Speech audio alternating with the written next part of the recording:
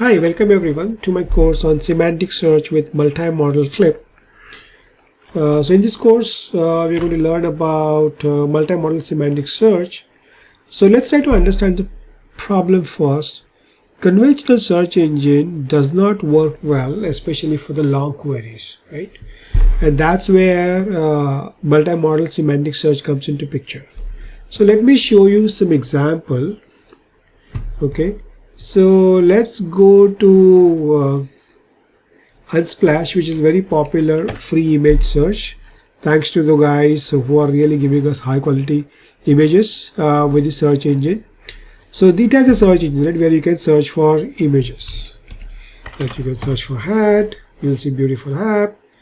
You can search for dogs, you'll see good dogs. It'll good cat, you can do good cats. So this image search works really well for shorter queries. Okay, typically the images, and the way this search engines work is each image will have some textual description along with it. Like some people will tag those images with the cat. So this search keyword is matched with the textual metadata of each image, and it will show up at the top, right, by doing a lexical match. So let's say typical longer queries, mid-size queries, they also work pretty well, because behind the scenes it is just looking for the cat and dog words. Whichever image has both these tags, it will appear on the top. But let's try a little bit of longer queries. Let's say we want to see cat and dog playing in the snow, right? Now suddenly we see the results are not that great, right? And the reason for that, the conventional search is basically a lexical match. So what I mean by lexical match is it basically extracts each of the tokens independently, like cat, dog, play, snow.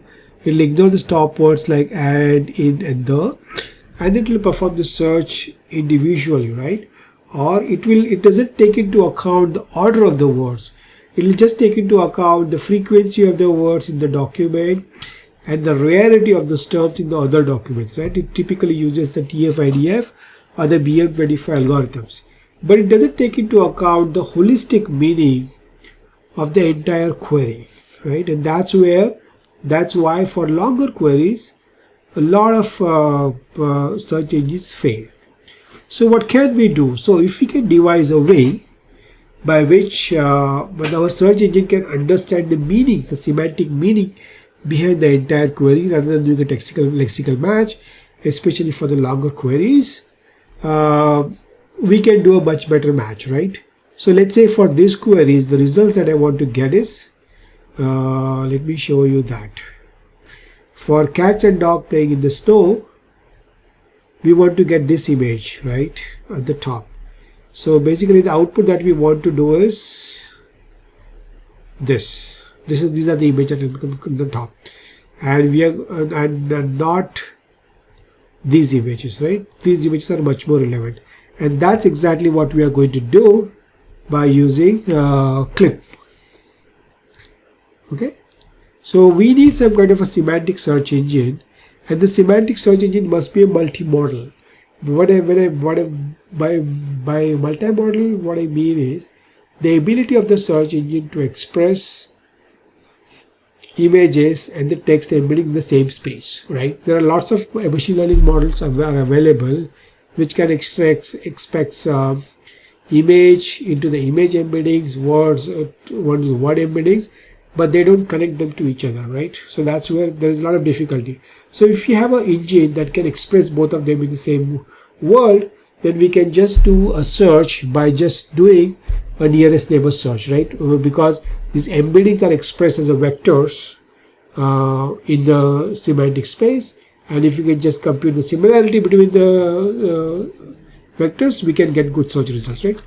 So that's what the motivation behind this course is, to teach you on how can we do that. So we are going to use a CLIP, which stands for Contrastive Language Image Pre-training model. This image model has been unveiled by OpenAI company recently, and what that does is it does a self-supervised learning, right? Now there are a lot of image data set which are available in the world, right?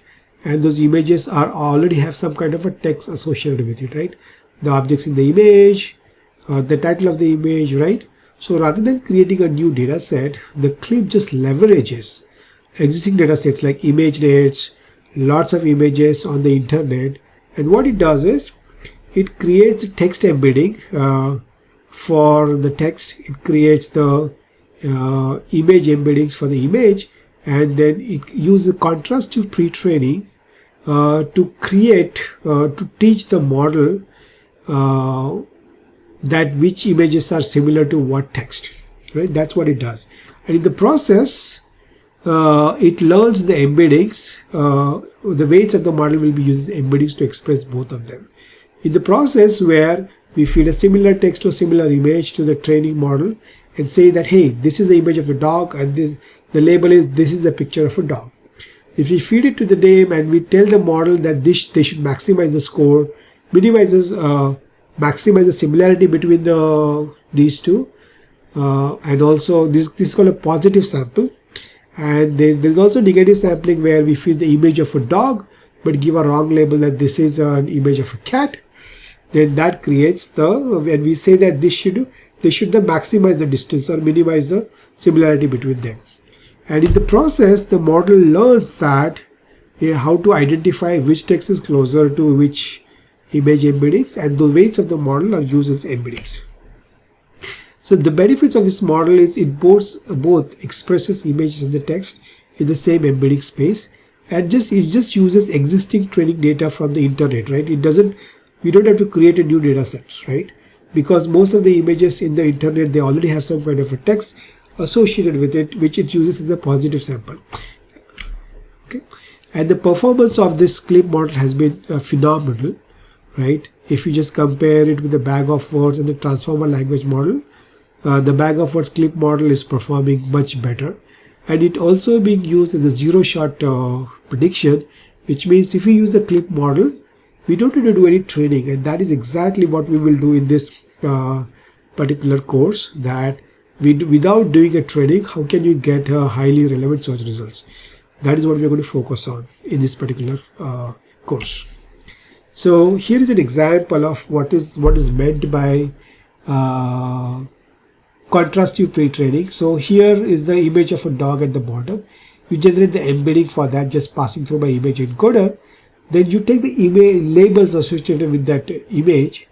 Then you create a text sentence like this is a photo of an object, right? Then you first create a positive sample where you say this is the image of a dog and this is the photo of a dog, and you ask model to maximize the similarity between them. Then for the same image you feed a negative sample where you feed a wrong title like this is you feed the image of a dog but text saying a photo of a horse, and then you ask the model to minimize the distance, minimize the similarity between those two objects, right? And in the process, when you do this for a lot of pairs of images in the text, the model learns automatically on how to classify or how to exhibit similarity between the image and text. So here is an example what is meant by contrastive learning. So you basically feed an anchor, basically a triplet. You feed an image of a cat, which is an anchor, right? Then you feed a positive label, which is the image of a cat, and then you ask model to minimize the distance or maximize the similarity. Then for the same anchor image, you also feed a negative label. So this is the image of a dog, and you tell the model to maximize the distance or minimize the similarity between them. And you do this for a lot of images and a lot of labels, and in the process, model learns to understand the similarity between the text and the image. So here's the positive pair.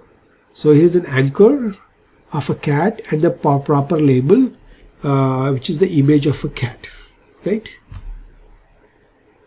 And all the model does is basically it needs to compute the angle between these, okay?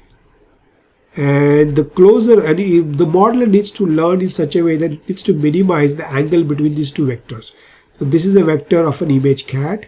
this is the vector of this title text, and the model, and we'll tell the model, hey, this is a positive pair, so you should create the embedding in such a way that the distance should be minimized. So model will start with some random embeddings, but over a time, as you feed more and more images and pairs, the model will update its embeddings.